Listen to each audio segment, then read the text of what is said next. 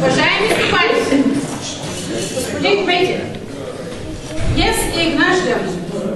Ден, в който, според нашата християнска религия, какъвто човек ще стъпи в къщата, такава ще ти е цялата година.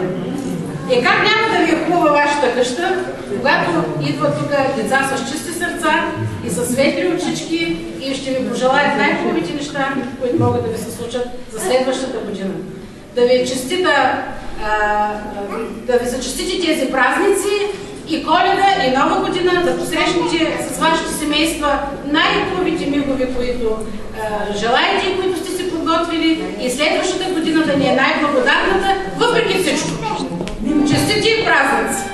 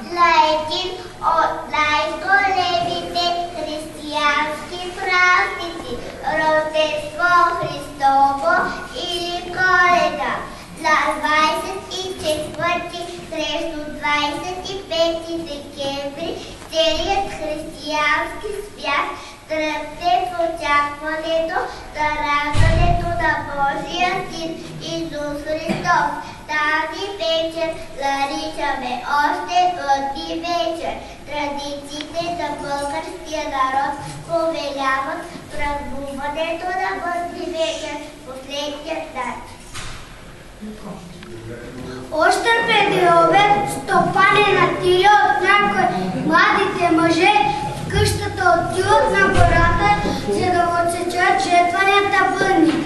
Това е здраво плодовито дърво, дето се сяга в огнището да гори през цялата празнична вечер.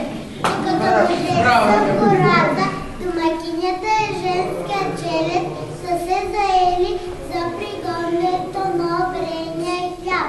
Боговица, който е център на трапеза и целен ритуал.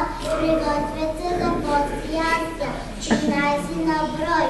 Бог постне сърни, ушав, орехи, ческа, лук, баница, всичко и други.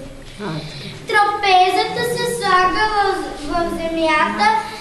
на земята върху слама, покрита с месо.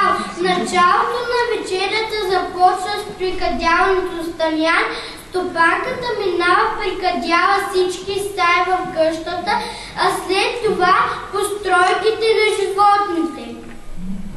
След прекратяването на трапезата, бъдника остана в огнището и започва истинската обредна вечеря.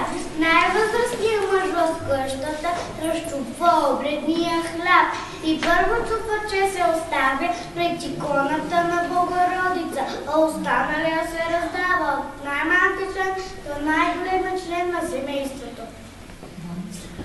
След разчупването на погачата, трапезата става наистина оживена. Най-щастлив е онзи, на когото фане парата, защото него ще е късмета през годината. Малки и големи бързат да сложат своите скелетки и чесън. Сигурна защита срещу нещастие и болести. Или да щупят орец и от неговата ядка да гадаят дали се е здрав през годината. След приключването на вечерята никой не бърза да си ляга, защото очакват коледарите. Това са млади момци, облечени в празнични носи. В ръка носят украсени тояги. С влизането си във всяка къща стайника поздравява стопанинът и неговата челе. После коледарите пеят коледни песни и благодарят на стопаните, изричайки коледни наричания. Стопаните пък ги даряват с кравай, слонина, вино и наденица.